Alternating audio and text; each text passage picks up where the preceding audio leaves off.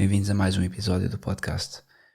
Hoje queria tratar convosco um tema que me propus a tratar há algum tempo. E foi, basicamente, começou com uma história. Estava de férias com a minha esposa e a minha família. E a nossa família tem casa no Algarve e optámos por ir lá uns tempos. E pronto, para um católico, ir para o Algarve é sempre sinónimo de perigo, alerta, danger zone. Mas fomos muito cedo e olha, fiquei muito surpreendido até por partilhar convosco. Eu costumava fazer férias na terceira semana de setembro e este ano optei por inverter. Fomos na primeira semana de junho e o Algarve estava vazio, especialmente a zona para onde nós vamos, que é uma zona muito pouco movimentada nestes períodos fora da zona balnear, ou fora da época balnear, por assim dizer. Ainda assim, claro, temos que ir à praia até no máximo 10h30, 11 horas e fugir de seguida. Porque simplesmente, infelizmente, é imoral estar na praia hoje em dia. As pessoas ganharam um filtro de que há certas coisas que se pode na praia que não se pode em lado nenhum. Então, se nós formos todos trabalhar de cuecas e de sutiã e os homens só de calções, já é errado. Mas na praia, aparentemente, toda a gente anda como quer, que não há problema. E isso para nós passou, a partir do momento em que começámos a compreender mais sobre as questões da modéstia, passou a ser um problema para nós. Vamos, mas fazemos o esforço para não dar a entender aos nossos filhos que é natural aquele tipo de situações. E como por acaso encontramos e temos encontrado nos últimos anos sítios que se pode fazer praia, que é um lugar tão bom, tão saudável, que as crianças gostam tanto, mas que ficou tão degenerado com a moda atual. Enfim, só para vos dizer que esta história começou na praia. Estávamos na praia com os nossos filhos, são 3, e apareceu uma família, uns avós, com um netinho. E começaram a falar connosco e acabámos por perceber, a senhora estava a dizer, que bom, tem 3 filhos. Pois, olha, a minha filha já só tem este e já não consegue ter mais, certamente. Ela já foi mãe tarde, focou-se muito na carreira, emigrou, e então, quando começou agora a tentar, não conseguiu ter filhos e pronto, já fez umas 5 FIVs. Para quem não sabe, FIV é uma fertilização in vitro. E eu e minha esposa, pronto, estamos a falar com pessoas que não são católicas, não vamos, como é óbvio, dizer nada que possa escandalizar, não é? Temos pelo menos, tentamos viver a virtude da caridade. E o que fizemos foi perceber então, e que idade é que ela tinha, já estava nos 30 e muitos, tinha já tentado 5 FIVs, e nós, claro, depois a pensar como é que havíamos de desagravar esse pecado. E surgiu esta necessidade de falar convosco sobre a fertilização in vitro, que muitas pessoas não têm noção que é um pecado, e é um pecado grave, está ao nível do aborto, em termos morais.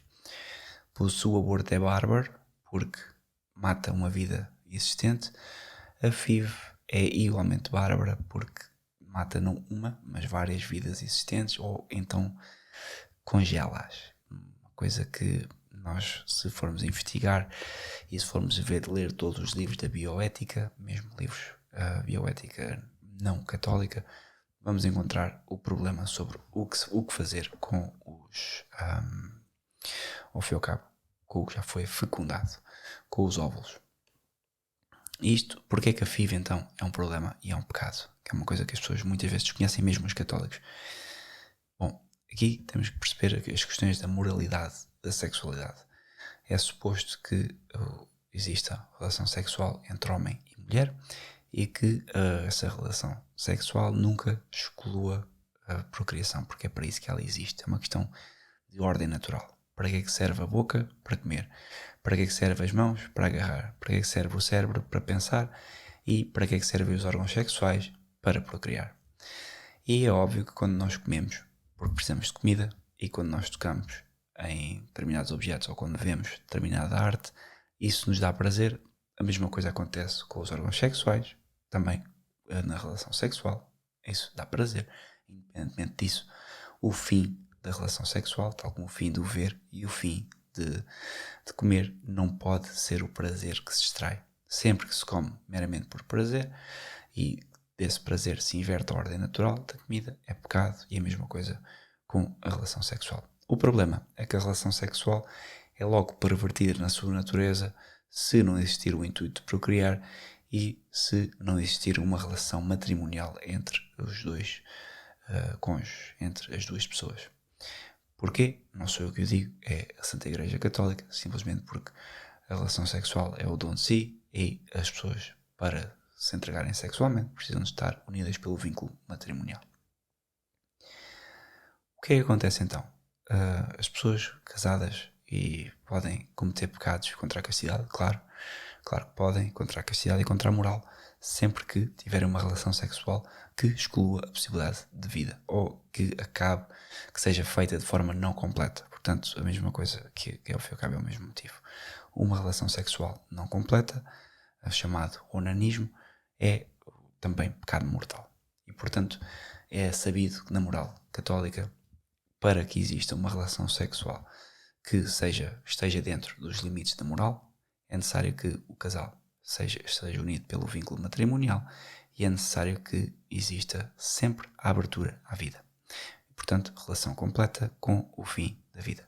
Pode ser uma relação completa e uma das pessoas estar a utilizar um meio contraceptivo, que também é pecado mortal.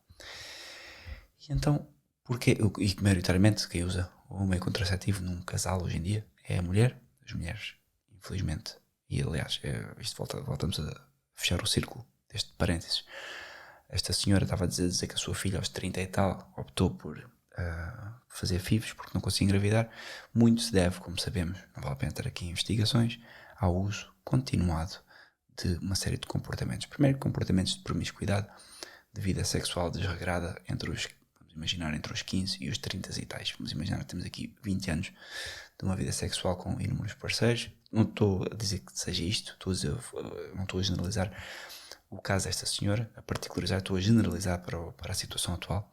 As pessoas têm inúmeros parceiros em 20 anos e vão trocando parceiro, mesmo que não seja um por ano, é um a cada 5 anos.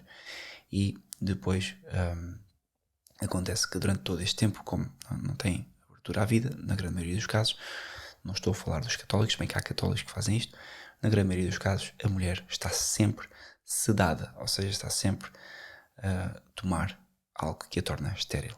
É simplesmente isto. Aquilo que a pílula faz é o homem, porque não ama suficientemente a mulher, obriga ou compele a mulher a tomar um medicamento que lhe faz mal, que lhe tira a esterilidade e a torna infecunda.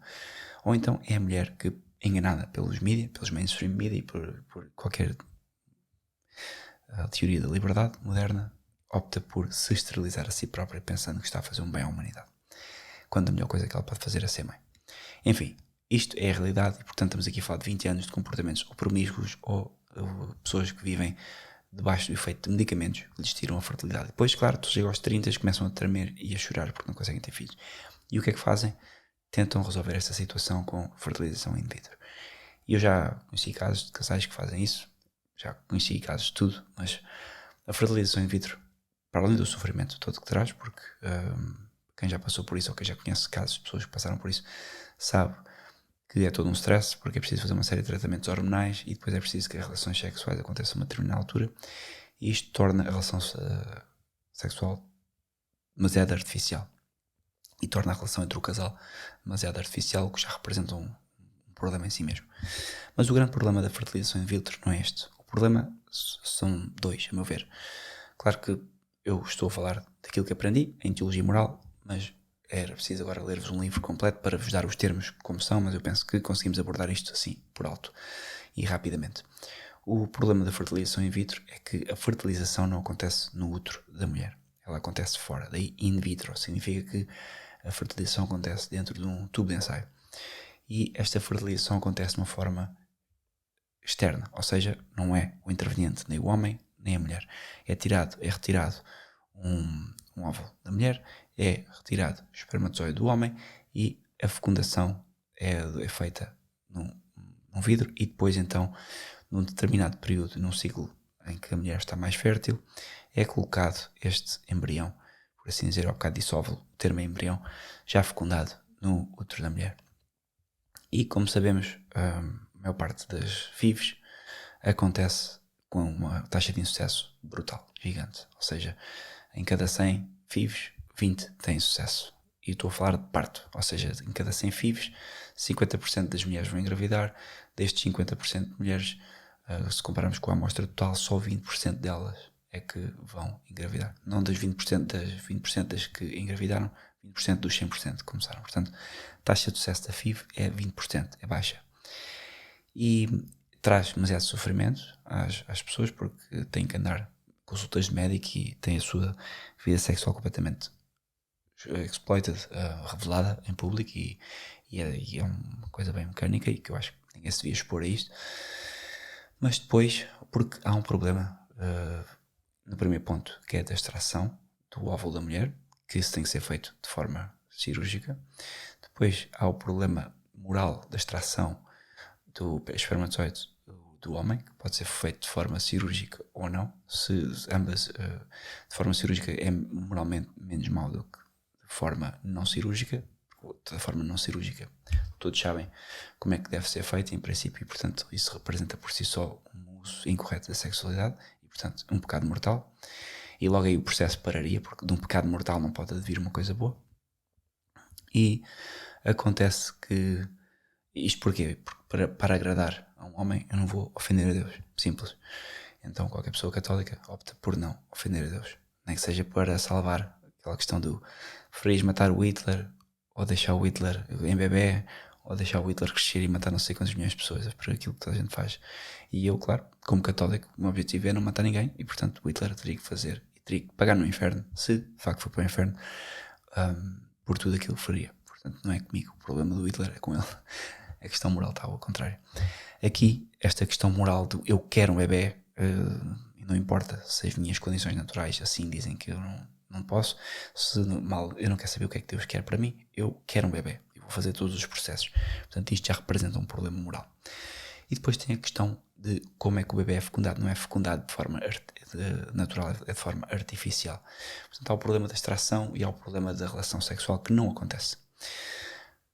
Em teologia moral fala-se de uma série de exemplos que poderiam ser feitos para contornar isto. Podia-se fazer a extração, depois provocar uma relação sexual e nessa relação sexual, assim que ela se consumasse, ou seja, os teólogos modernos da teologia moral têm toda uma série de possíveis soluções, mas nunca conseguem resolver o problema de base, que é, claro, há uma artificialidade em todo o processo sexual e depois há um problema grave, que é todos os óvulos, quando há uma FIV, nunca se fertiliza só um óvulo, um embrião, desculpem, nunca se fertiliza um óvulo, nunca se produz só um embrião, produzem-se vários. E esses embriões são colocados, por exemplo, por isso é que hoje agora há uma pandemia de gêmeos, trigêmeos, porque nas FIVs são injetados sempre geralmente mais do que um embrião para que possa, no útero da mulher, para que ele possa aderir à parede do útero. E claro, às vezes o grande problema da fertilização é precisamente que os embriões não colam à parede do útero ou depois não se desenvolvem de forma correta. Muitas mulheres acabam por perder, muitas mesmo, ou seja, 50% engravidam e depois há ali 30% que perdem o bebê em algum momento e isto já é grave. E depois há o problema do que fazer com todos os outros embriões que foram fecundados e são congelados, porque geralmente quem faz uma fecundação nunca faz só uma, faz várias e há todo um manancial de bebés fecundados, ou seja, embriões fecundados que estão congelados nas bases de dados dos nossos hospitais e clínicas privadas e por aí fora. E isto representa um problema porque moralmente não se pode simplesmente descartar um embrião fecundado. Eu não sei aqui em Portugal qual é a situação atual, mas havia, que eu saiba, congeladores e congeladores com embriões fecundados nesta situação de criogenia, porque já é entendido que uma fecundação, e em qualquer momento, menos hoje em dia, claro, por causa da questão do aborto, que assim que houvesse fecundação, então o embrião era uma pessoa. E isto levantou muitas questões morais e continua a levantar. Hoje, como é óbvio, sabemos que a maior parte das pessoas que fazem uma FIV nem sequer pensa nisto, nem o médico pensa, nem ninguém pensa. Vivemos num mundo inconsequente. O que se faz com o processo da FIV atualmente é ofender a Deus do princípio ao fim. Primeiro ofendê-lo porque se Deus não dá às pessoas a saúde necessária ou os bens ou o que seja necessário para ter uns filhos, é porque Deus se calhar não quer que estas pessoas se santifiquem através da maternidade e paternidade, tem outra coisa reservada para eles. E depois porque todo o processo, mesmo que começado e que a pessoa não respeite esta vontade de Deus, vai violar gravemente a vontade de Deus e a moral de Nosso Senhor, nomeadamente artificializando a relação sexual e, em última instância, congelando uma série de vidas fecundadas num qualquer laboratório ou hospital. Portanto, a fertilização in vitro é rejeitada pela moral católica. Nenhum católico pode fazer sem imediatamente estar em pecado mortal. E, portanto, se não sabem disso e souberam disso hoje, pronto, olhem, procurem um senhor padre. Tenho a certeza absoluta que Nosso Senhor vai ter em consideração que vocês não sabiam disso. E a única coisa que podem fazer agora é pedir perdão a Deus. Para quem está a pensar fazer isso, pensa apenas que não há nenhum motivo para nós, por um bem que nós já julgamos ser maior, podemos ofender Deus, que esse sim é o bem maior que nós temos e ao qual não quereremos nunca ofender, nem que para isso pudéssemos obter o mundo, nem que para isso pudéssemos obter milhões de euros, dólares, euro-milhões, o que fosse. Não vale a pena ofender a Deus por isso, porque arriscamos por um capricho, por uma vontade, arriscamos a comprometer a nossa alma ao inferno. Um grande abraço, espero ter sido útil. Mais questões, coloquem nos comentários, vamos falando.